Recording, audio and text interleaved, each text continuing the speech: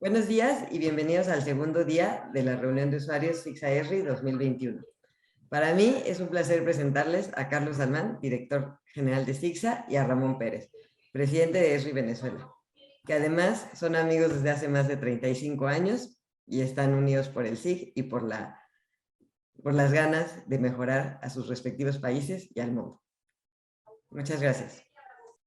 Bienvenidos, me estoy muy contento por ver a Ramón y platicar con él y por compartir en estos momentos difíciles del mundo y de nuestros respectivos países un mensaje que va dirigido no tanto a sus ojos, sino más a su corazón y a su cerebro y a su capacidad de imaginación. La historia que les vamos a tratar de contar rápido es una historia impresionante, maravillosa y positiva. Imaginen un joven que es mandado desde Portugal a Inglaterra para que aprenda inglés. Yo creo que además en Lisboa tenía su novia. El asunto es que él no se quería ir. Entonces sale el barco y él se tira del barco cuando ya no lo veían sus padres y trata de nadar hacia Lisboa. Pero en ese momento las corrientes no se lo permiten y se lo llevan más adentro. Ya no pueden recogerlo los del barco que lo llevaba a Londres, pero otro barco lo recoge. Ese señor lo vamos a llamar el abuelo venezolano. Y ahora les voy a contar otra historia de otro abuelo. Un niño de 10 años que por las guerras que había nacido, él decía que en la tierra de Dios, en Belén, Palestina, tenía 10 años y de Líbano o de un pueblo de Francia, un puerto de Francia, sale hacia México junto con unos familiares, pero no sus padres. Y ese joven, ese niño, llega a Tampico. No conozco, aunque es mi abuelo, no conozco la historia, pero llega a Reynosa. En Reynosa, como a los 20, es decir, vendía telas, que era lo que vendían las gentes del Medio Oriente que venían acá a México, y ese señor se casa cuando tenía como 24, 25 años con una mujer de Reynosa, que era hija de unos rancheros. Se casan y nace un niño que se llamaba, como yo, Carlos Salmán, pero él se apellidaba Herrera, y cuando él nace, su mamá muere. Entonces a ese niño lo cría su abuela, el papá se va a seguir vendiendo ropas y la mamá y el papá de ese niño son sus abuelos. Esos son la historia inicial de nuestros abuelos, el de Ramón y el mío.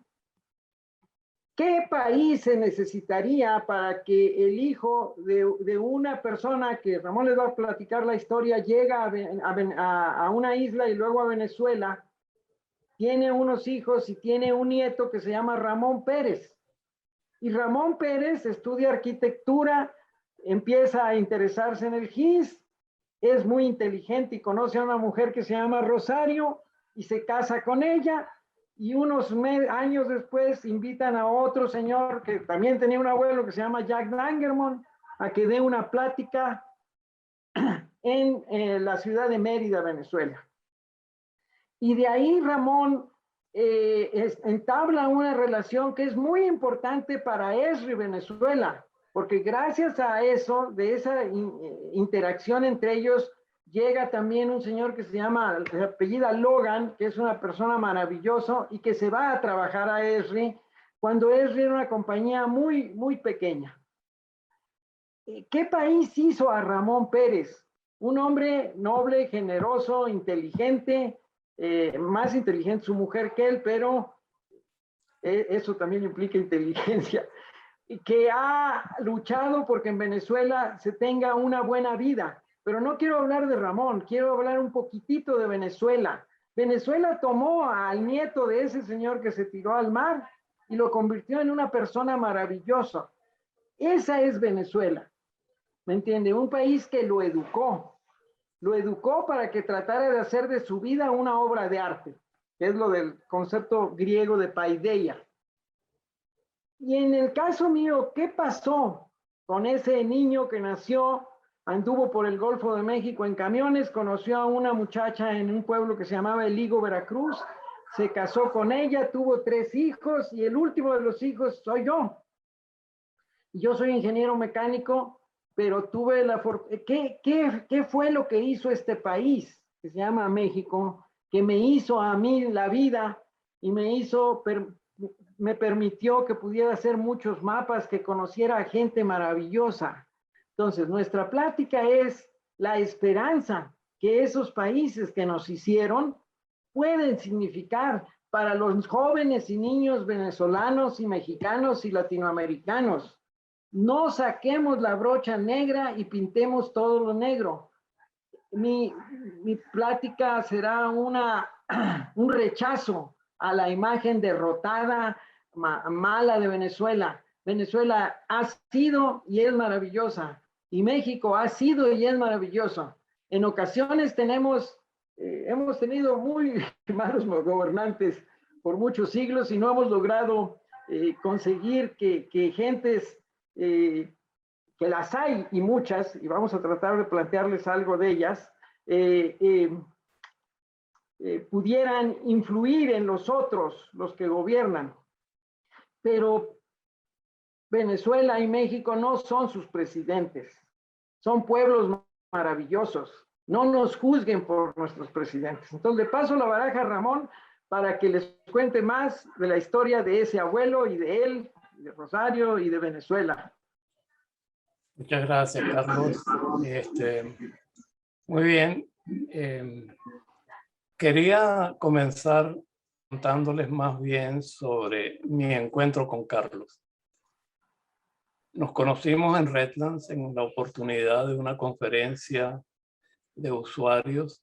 Él todavía no era distribuidor de la tecnología en México. Y coincidimos en pasar la noche en un mismo hotel, en una misma habitación, en donde escuché a Carlos de su proyecto México, un proyecto fabuloso que él desarrolló después de quedar un poco decepcionado de las instituciones que debían crear la cartografía del país, y él decidió entonces crear SIGSA, Sistemas de Información Geográfica, Sociedad Anónima. SIGSA entonces se enfrentó a un reto, que era construir la cartografía de todo un país, no solamente del territorio, sino también de las ciudades. Y lo logró. Y su empresa es una de las empresas más grandes de Latinoamérica en esa área del desarrollo del conocimiento. Eso me motivó a mí a regresar a Venezuela y empezar a pensar en un proyecto Venezuela. Sin embargo, quiero tomar la guía de Carlos y contarles un poquito sobre mi abuelo. Mi abuelo portugués llega en ese barco que lo recogió en las aguas al frente de Lisboa a la isla de Trinidad. Y en la isla de Trinidad no tenía trabajo. Y una empresa de balatá es un caucho que se saca de la savia de unos árboles, que en la selva venezolana y en la selva de Guyana había en abundancia, y para la época era uno de los recursos naturales más deseados, especialmente en Europa.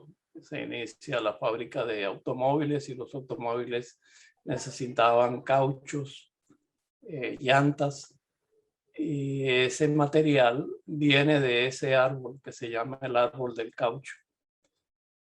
Él se va entonces a las selvas de Venezuela a buscar estos árboles, a ponerles un tobo en la parte de abajo y vaciar la savia de esos árboles. Pero se pierde en la selva, y en la selva consigue una tribu de paso nómada que lo adopta, y en esa tribu tiene 4 hijos. Se casa con la hija del cacique y una de esas hijas es mi mamá.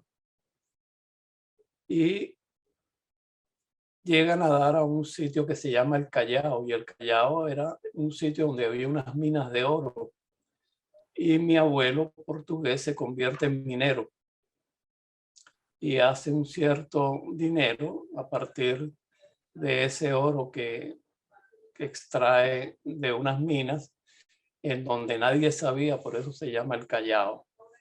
Todo lo hacían callado. Pero lamentablemente gente muy mala lo termina asesinando y robándole su dinero.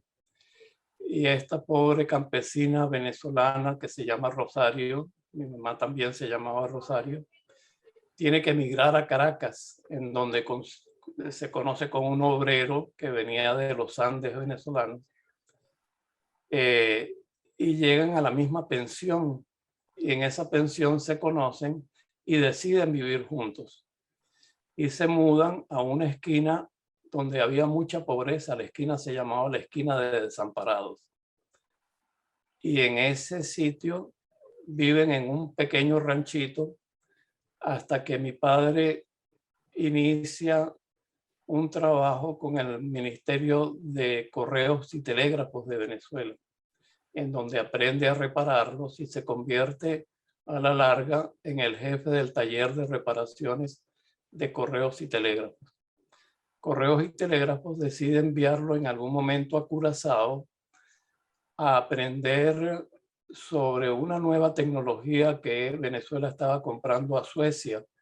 Telefunken le vendió unos aparatos de telegrafía y de telefonía que necesitaban ser mantenidos, y él aprende esa tecnología y poco a poco empieza a progresar al punto de que Correos y Telégrafos le da a mi padre y a mi madre un pequeño apartamento en los primeros proyectos de interés social que se construyen en Venezuela. Y justo en esa esquina de Desamparados, en una pequeña colina, se construye un edificio de apartamentos, y uno de esos apartamentos es asignado a mi padre.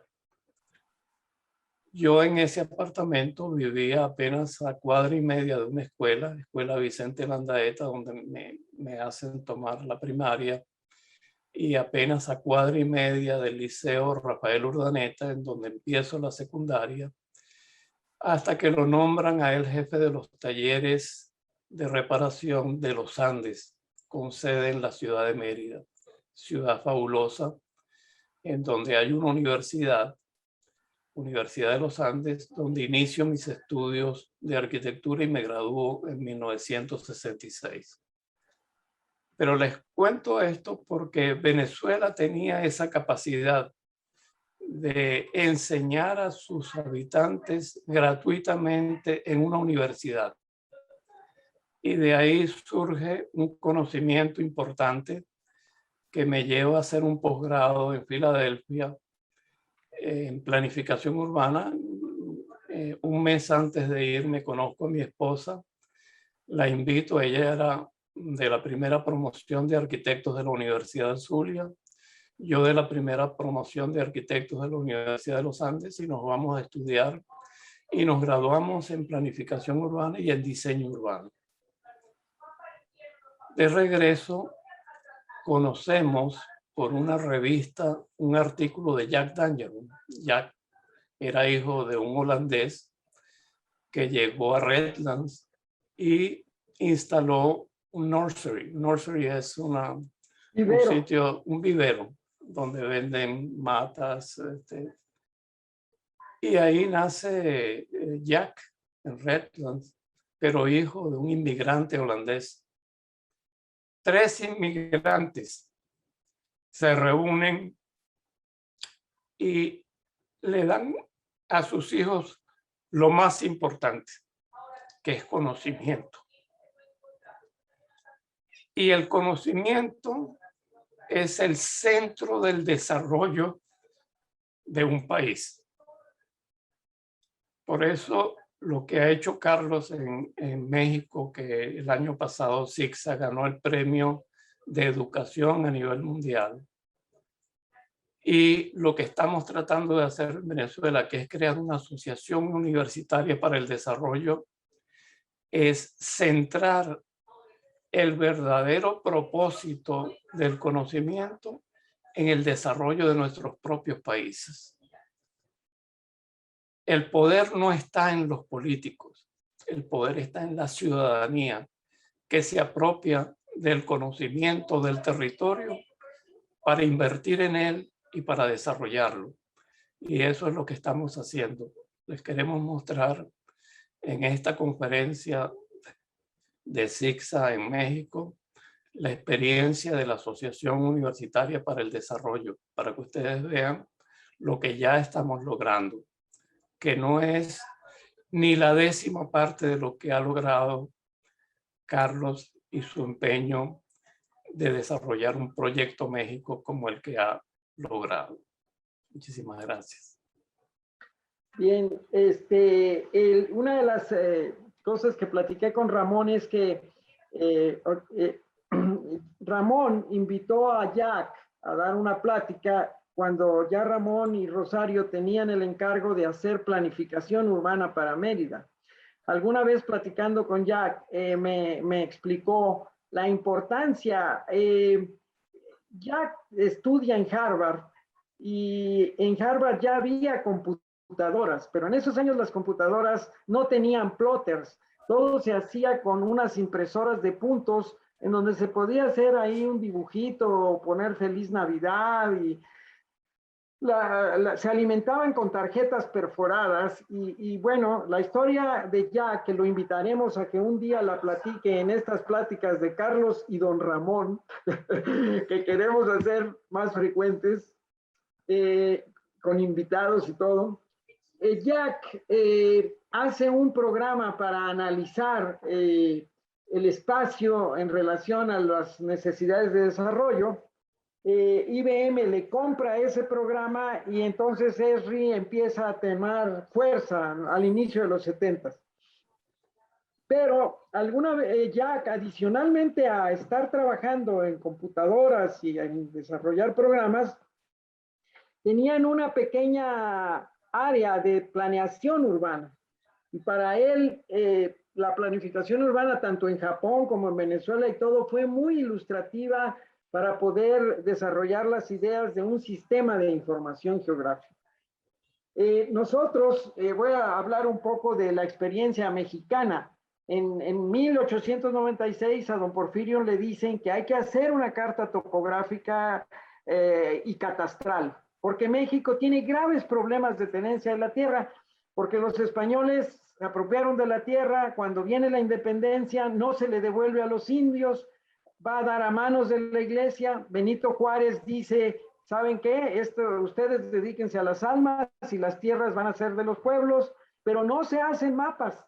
Entonces las dotaciones no sirven y se vuelve a concentrar la tierra y viene la revolución y la revolución tiene como objetivo devolverles a los pueblos la tierra, pero tampoco se les empieza a devolver, pero sin mapas.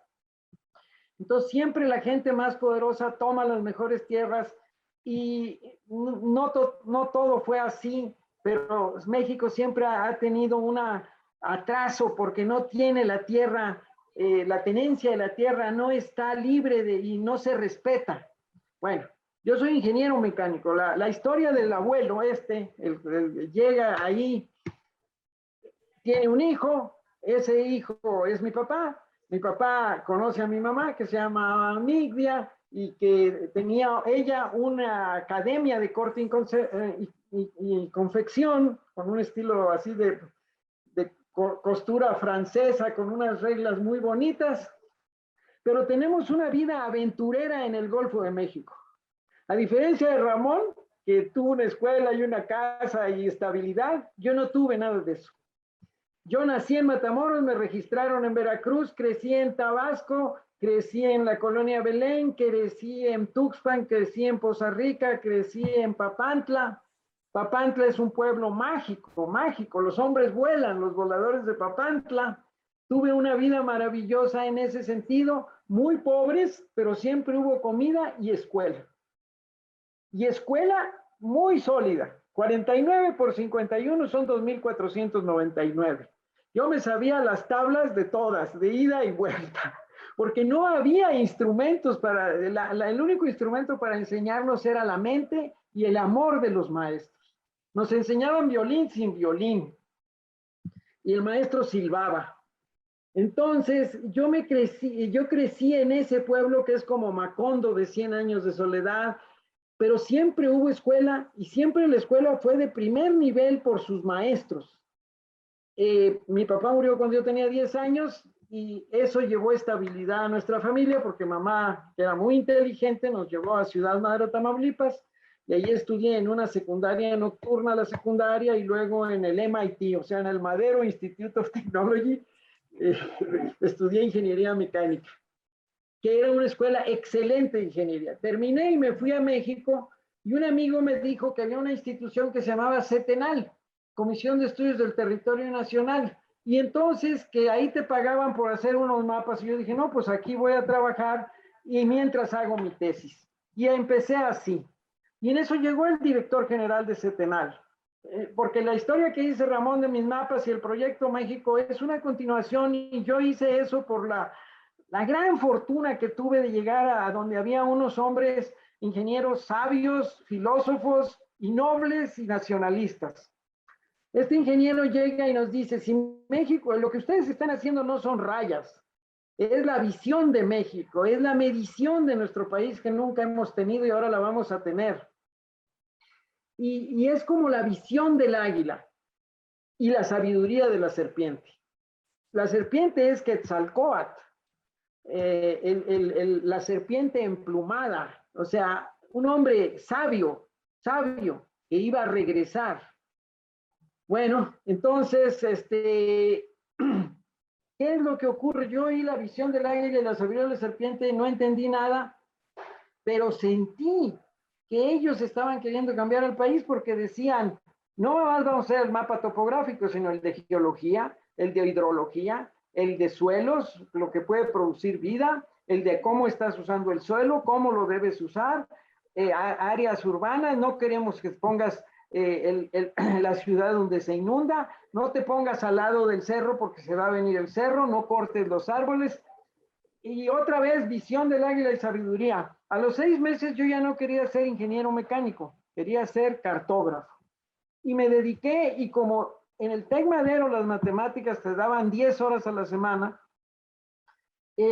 eso me sirvió muchísimo, y unos pocos años después me mandaron a Holanda, y ahí en Holanda me di cuenta que cómo usaban el suelo los holandeses y cómo tenían el catastro. Y entonces cuando regresé le pedí al ingeniero que me mandara, bueno, cuando regresé apliqué las cosas que había aprendido en Holanda con mis jefes, que eran muy sabios. Mis jefes no habían ido a Holanda, pero eran extraordinariamente capaces, unos hombres ingeniosos, comprometidos. Había pasado en México el 2 de octubre donde había habido matazón de jóvenes. Los jóvenes éramos rebeldes. Era la Guerra Fría. 2 visiones, bombardeos en Vietnam. Entonces, yo pedirme al campo.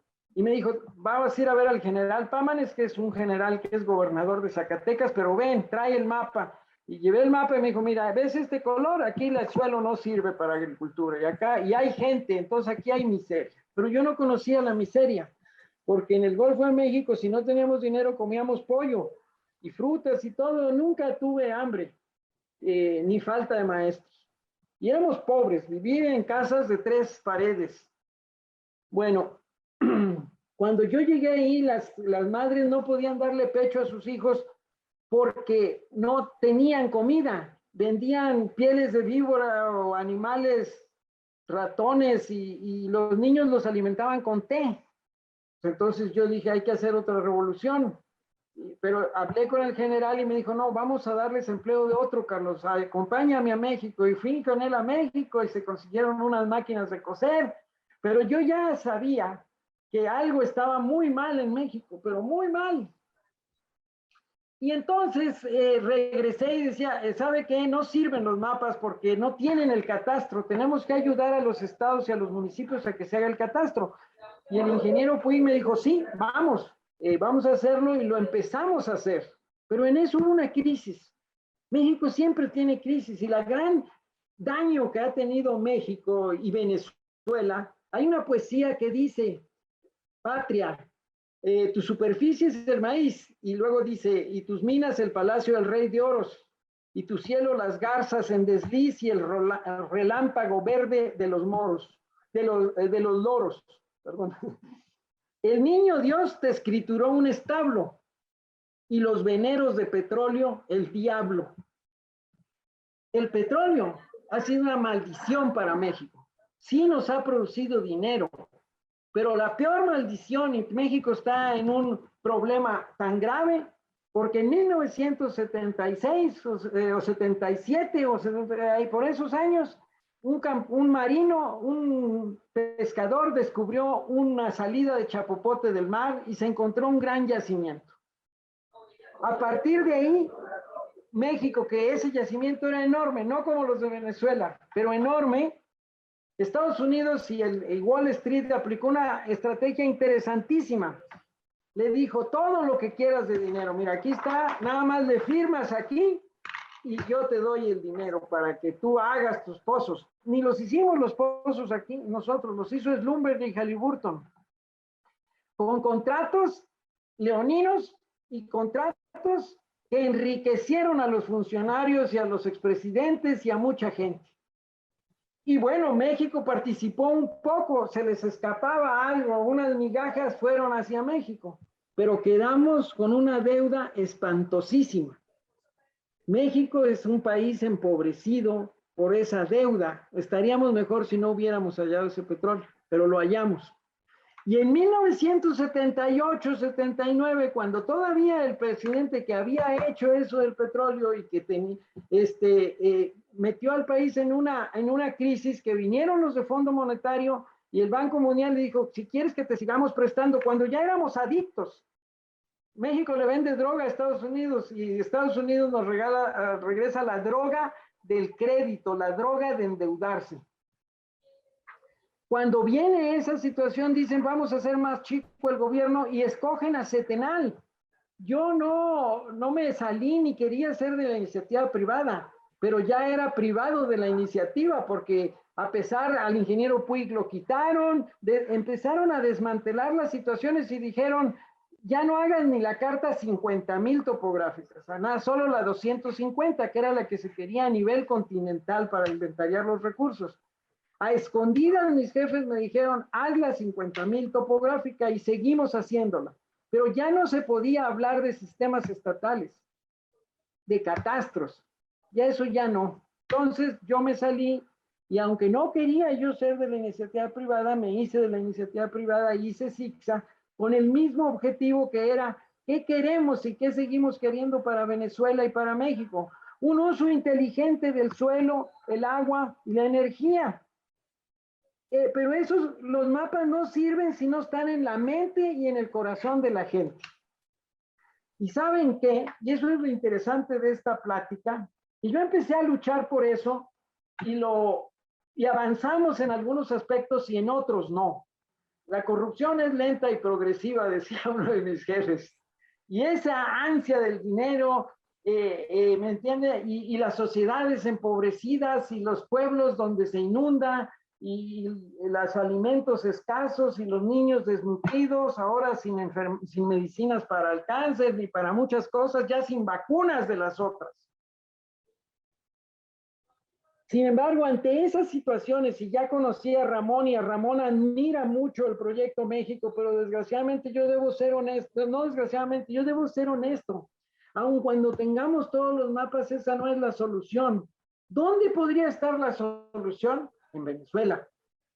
En Venezuela, un día fui a dar una plática y como pues a mí me enseñaron a hablar en público y todo, pues di mi plática y como nadie es profeta en su tierra, me aplaudieron mucho y estaban contentos, pero se levantó un señor y me dijo, ¿y usted por qué piensa esto? Y yo noté algo raro en él y le dije, mire, la pregunta que usted me hace se me hace muy interesante y yo le quiero decir, yo sé de esto de mapas, pero lo que usted sabe, necesito que usted me explique, porque lo que usted sabe es más valioso, es lo que yo he andado buscando. Yo hice una ponencia que se llamaba Tecnología y materiales de CETENAL para el establecimiento de sistemas de información para el desarrollo. Y luego empecé a hacer otra que se llamaba de los sistemas de información al desarrollo comunitario, pero yo no sabía nada de sociología ni nada, y había intentado entrar a la universidad, pero en eso había nacido ya Paola y pues ya no pude. Ya había nacido nuestra primera hija y ya no fui a la universidad a estudiar una maestría en sociología. Y lo que ese señor que se llamaba Gómez de la Vega, doctor Fernando Gómez de la Vega o Ramón, Luis Gómez de la Vega. Luis Gómez de la Vega, es otra historia maravillosa. Yo nada más voy a dar la introducción. Yo le quise decir a él y se lo dije que no importaba lo de los mapas, sino lo que él sabía. Entonces nos hicimos amigos y él me platicó que él era un ingeniero muy exitoso, que estaban haciendo carreteras un día y en el cielo había muchas estrellas y le dijo a su hermano: no hemos hecho nada por Venezuela, mira qué miseria y todo, y se metió a estudiar Derecho y Filosofía. Se hizo doctor. Y creó una cosa que se llamaba Catastro Social Autogestionado. Y es la mejor experiencia y la idea más avanzada que yo había encontrado. No la encontré en Holanda, no la encontré en Estados Unidos, no la encontré en mi propia experiencia, la encontré en Venezuela con Gómez de la Vega, y yo creo que Ramón nos puede aclarar un poco más eso. Sí. Gómez de la Vega creó un instituto que se llamó Instituto de Investigaciones Integradas. Y siendo ingeniero y abogado, logró desarrollar lo que él llamó el sistema de trialéctica, que era una dialéctica llevada con el tiempo y la investigación a momentos más desarrollables de la comunidad. Y inventó ese sistema en donde la misma gente de la comunidad se reunía a investigar su propia realidad. Por ejemplo, quienes sabían coser, quienes tenían tal nivel de educación, y ellos mismos se repartían las labores para desarrollarse. Lo conocimos con una experiencia fabulosa en la ciudad de Cumaná, en donde desde los niños aprendieron a conocer, por ejemplo, el mar. Cumaná frente al mar, y los niños no conocían el mar. Y de esa manera fue creando en esos niños la esperanza por un desarrollo, por un futuro. Yo hoy estoy arropado con la bandera de mi país. No sé si se dan cuenta que el amarillo, el azul y por dentro el rojo es la bandera de Venezuela. Pero tengo una camisa en azul celeste que es la esperanza. Y la esperanza somos nosotros, Carlos, Ramón, los universitarios, las universidades, los jóvenes. Nosotros este año invitamos a un joven venezolano recién graduado a que participara en la conferencia de escolares que propuso ESRI todos los años conjuntamente a realizarse con la Conferencia Mundial de Usuarios. Y ese joven venezolano ganó un premio por la presentación del campus inteligente de la Universidad del Zulia. Ese proyecto se lo queremos mostrar para que lo vean y concluir que realmente el futuro de nuestros países está en nuestros jóvenes y en su conocimiento. Y ahí tanto CICSA como ESRI de Venezuela están poniendo todo su esfuerzo por hacer que las universidades conozcan su territorio y lo puedan transformar y regenerar. Carlos. Sí, mire, lo interesante, catastro social autogestionado. Tenemos mapas, podemos saber pero tenemos que saber no el inventario de lo que existe, el inventario de lo que no existe, de la carencia. La gente que no tiene agua potable, pero podría cosechar agua. La gente que no tiene energía, pero tiene al sol. La gente que no tiene comida, pero tiene suelo y podría poner gallinas.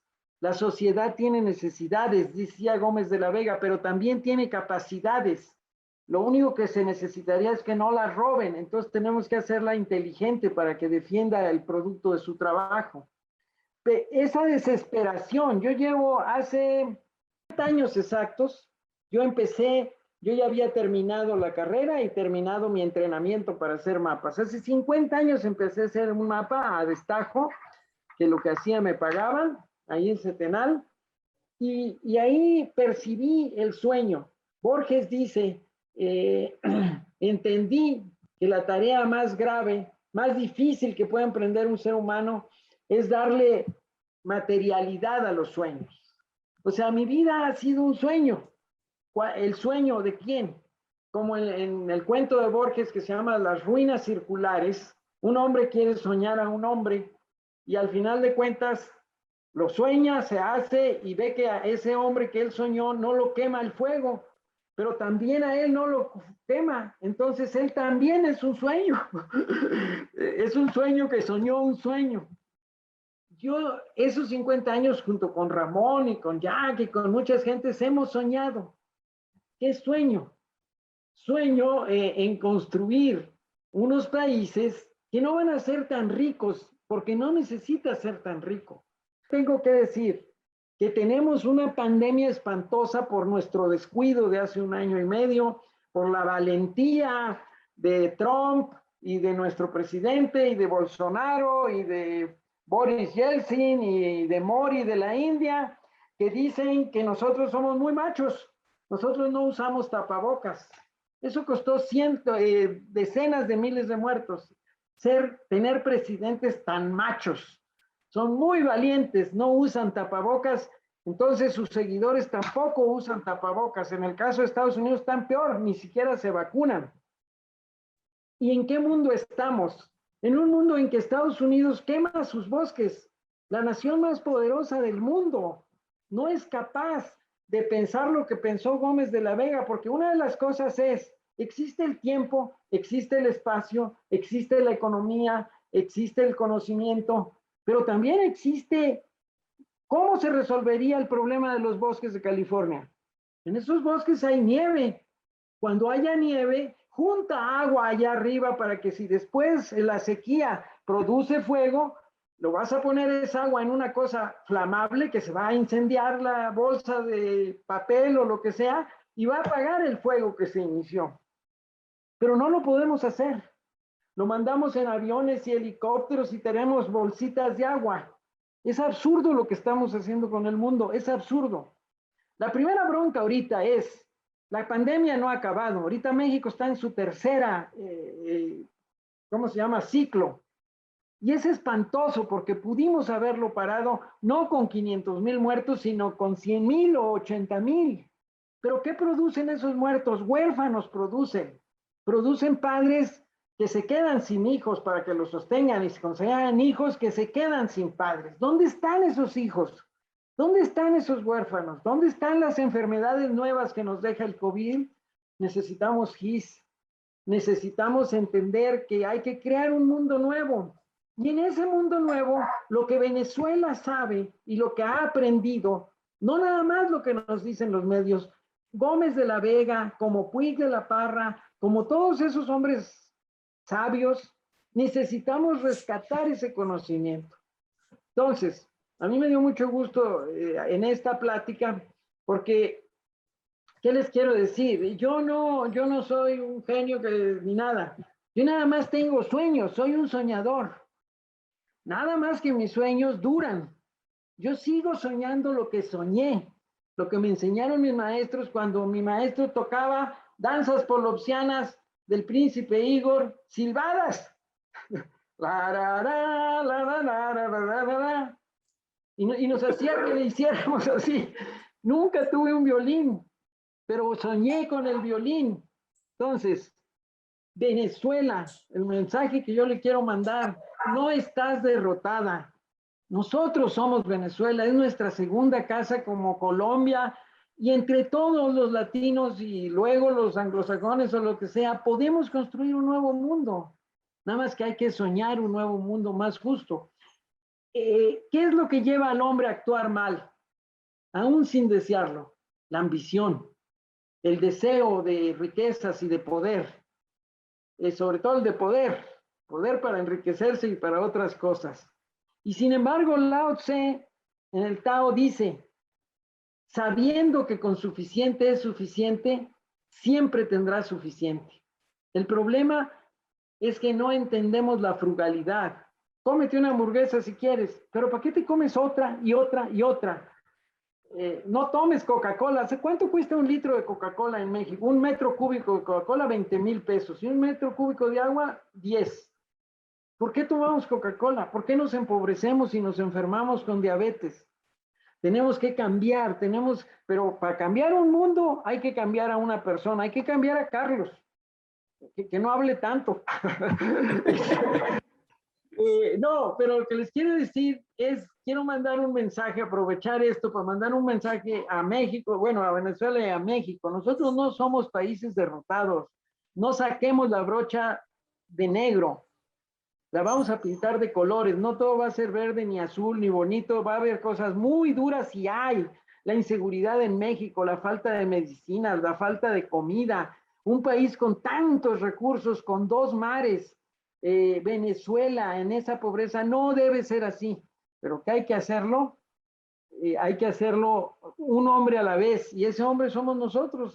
Eso que le comenté a Ramón una vez, llegó un gobernador a una de las escuelas y nos dio unos libritos, y en ese librito venía, si en ocasiones el enfrentamiento con una realidad absurda nos lleva al desaliento, no dudemos en acogernos al abrigo de la esperanza, pues es tan cierta la esperanza como el hecho innegable de que la esperanza somos nosotros.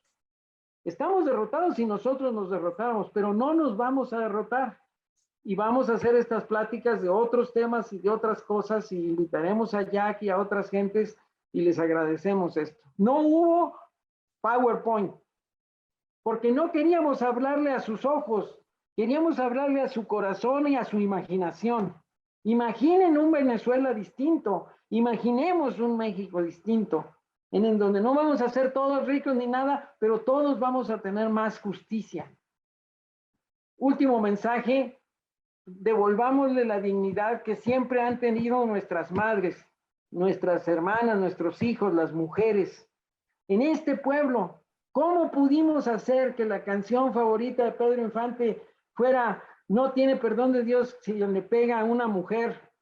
No tiene perdón de Dios si no le pega otra vez. ¿Cómo dejó la iglesia que ese fuera el himno nacional de los borrachos, cantinas mexicanas? ¿Cómo dejamos eso? Bueno, eso tenemos que hacer en todos lados, ¿no? Defender a la mujer. Ya llegó el tiempo en que la mujer tome el poder. Gracias, Ramón. Te mando un abrazo muy fuerte. Muchas gracias, Carlos. ¿Quieres decir algo? La última palabra la debes decir tú. Muy bien, sí. Como les dije, el poder está en el conocimiento de nuestro territorio. Y por eso estamos invitando a las universidades a que se reúnan con nosotros y formemos esa alianza continental para el desarrollo. Hasta luego. Gracias. Bueno, muchas gracias. Vamos a pasar ahora a la sesión de preguntas y respuestas. Intentaremos responder en función de la disponibilidad de tiempo, pero podemos seguir nuestro contacto posteriormente y trataremos de que, si no pudimos en esta por obvio de tiempo, trataremos de enviarles nuestros comentarios, tanto Ramón como yo, a quien vayan dirigidos. Tenemos un par, y la primera dice: ¿cuál creen que es el papel de las universidades en promocionar el estudio y el análisis de los SIG para temas de sostenibilidad? Adelante, quien guste responder. Mire, el papel de las universidades es involucrarse en principio con su entorno. Yo agradezco a las personas que están escuchando esta plática, creo que son 40 o 50, y si le mandan a Carolina un correo, usted vea que tengan su correo, Carolina, les voy a mandar la versión digital de esta ponencia que se hizo en 1977, que la hice yo y que, bueno, vamos a ver cómo vamos a mandar. Habla lo del inventario de recursos y habla los sueños que yo adopté ahí, de que nada es más terrible que la ignorancia en acción y de que un país solo se desarrolla si se conoce así. Y la universidad, todos los universitarios para tener su educación fueron pagados por los que no tienen educación o los que están en las periferias. Entonces, yo les pongo un reto de un año. Dentro de un año, preséntenos las universidades que están presentes. A lo mejor ya lo están haciendo, no quiero decir que no. Pero ¿a qué colonia adoptaron o a qué barrio adoptaron? Y hay que pedirle a Ramón que también mande a esas 40 personas por un agradecimiento de que están. Las experiencias de Gómez de la Vega y de una comunidad. Entonces, la única salvación es que si los que estamos educados en Latinoamérica recordamos que nuestra educación la pagaron los que menos tienen y tratamos de ir a verlos, a los otros, a los que no son como nosotros. A lo mejor muchos de ustedes o de sus alumnos sí son de ahí, de esas comunidades, entonces va a ser más fácil. Pero si no, hay toda una metodología que Gómez de la Vega desarrolló para involucrarse con la comunidad. Eso es lo que les puedo decir. Sí.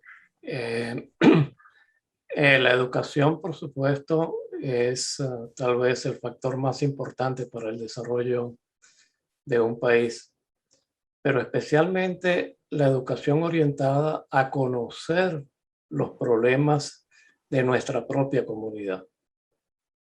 Eso es lo que promovía el doctor Luis Gómez de la Vega, presidente de una iniciativa que se llamó Instituto de Investigaciones Integradas, en donde él proponía lo que se llama un catastro autogestionado, es decir, que la misma comunidad se conozca sus miembros, sus propiedades, su territorio, y hagan ellos mismos los planes para sostener y desarrollar a esa comunidad.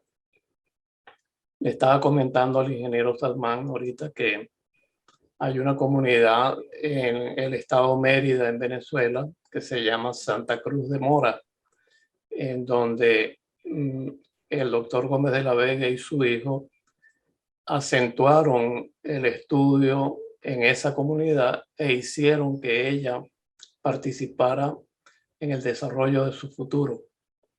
Y actualmente, a pesar de todas las dificultades económicas que vive nuestro país, Santa Cruz de Mora se destaca por ser una comunidad de progreso sostenible, en donde la economía local se ha desarrollado gracias a esa iniciativa que tuvo Gómez de la Vega de poner a la comunidad a conocerse, a hacer un catastro social y a hacer un catastro físico de su propia comunidad. Muy bien, tal vez podemos pasar a una siguiente pregunta. Claro que sí. Ok, me comentan que estamos sobre tiempo, entonces si gustan mandarnos sus comentarios, sus preguntas, las vamos a estar contestando mediante el chat. Agradezco muchísimo el conocimiento que nos comparten.